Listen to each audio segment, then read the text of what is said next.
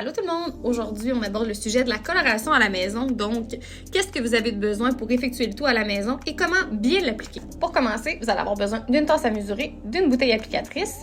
Si jamais vous préférez, il y a aussi l'option du bol et du pinceau. Bien évidemment, vous allez avoir besoin de votre tube de coloration, de l'oxydant, d'une bonne paire de gants, mais également d'une crème protectrice pour le contour du visage pour protéger votre peau de la coloration.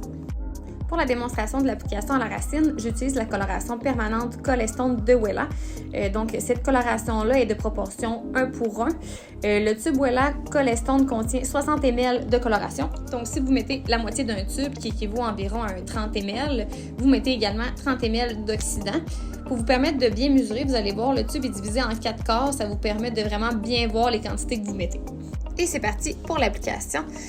Pour ma part, j'ai pris une vieille serviette là, que je mets pour protéger mes vêtements, mais si jamais vous préférez, il y a aussi des capes qui sont en vente directement sur le site web. Je commence par bien démêler mes cheveux et je sépare mes cheveux en 4 sections, donc une séparation au centre et ensuite d'oreille à oreille.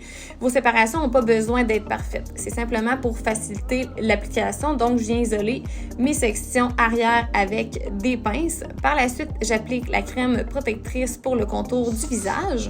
Je vais débuter mon application sur ma séparation centrale. Ensuite, je vais y aller section par section en prenant des divisions relativement fines.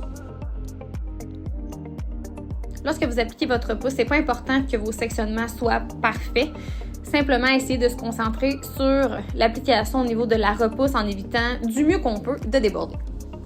Quand je vais avoir terminé mes 2 sections à l'avant, je vais venir les isoler de la même façon que j'avais isolé mes sections arrière pour me permettre d'avoir le champ libre pour l'application de mes 2 sections restantes. Bien évidemment, l'application à l'arrière est un petit peu plus compliquée que celle de l'avant.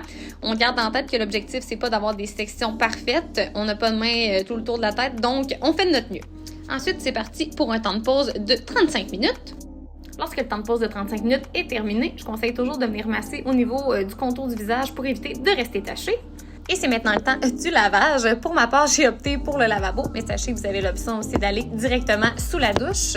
Super important de toujours effectuer nos 2 mousses après une coloration. Ensuite, revitalisant ou masque selon ce que vous avez à la maison. Et on procède à la mise en pli.